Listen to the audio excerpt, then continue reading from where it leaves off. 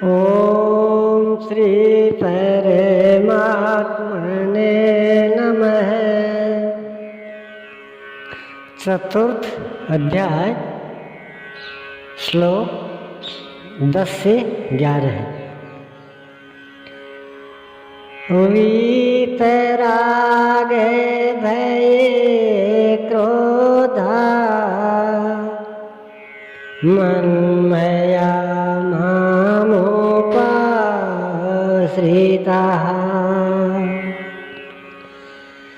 बहवो ज्ञान तपसा पूता मद्भाव मागतः।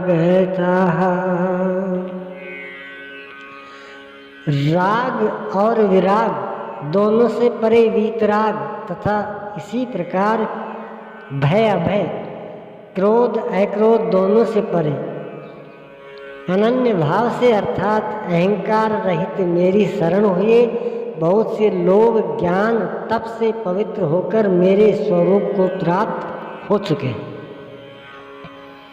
अब ऐसा होने लगा हो ऐसी बात नहीं है। यह विधान सदैव रहा है। बहुत से पुरुष इसी प्रकार से मेरे स्वरूप को प्राप्त हो चुके हैं। किस प्रकार? जिन जिन का हृदय अधर्म की वृद्धि देखकर परमात्मा के लिए गिलानी से भर गया, उस स्थिति में मैं अपने स्वरूप को रचता हूँ।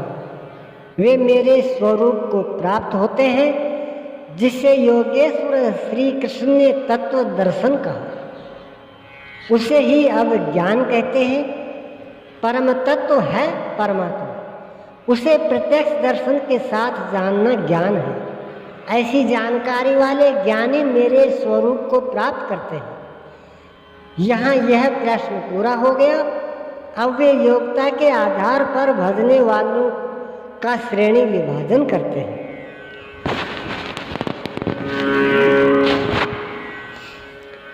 ये यथा मां प्रपद्यन्ते तांस्तथैव भजाम्यहम्।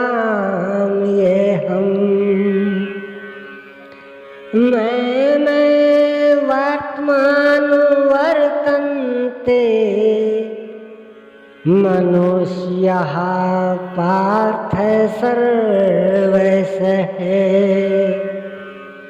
पार्थ, जो मुझे जितनी लगन से जैसा भजते हैं मैं भी उनको वैसा ही भजता हूँ। उतनी ही मात्रा में सहयोग देता हूँ। साधक की श्रद्धा ही कृपा बनकर उसे मिलती है। इस रहस्य को जानकर सुधीजन संपूर्ण भाव से मेरे मार्ग के अनुसार ही बरतते हैं। जैसा मैं बरतता हूँ, जो मेरे प्रिय हैं वैसा ही आचरण करते हैं। जो मैं करना चाहता हूँ वही करते हैं। भगवान कैसे भजते हैं?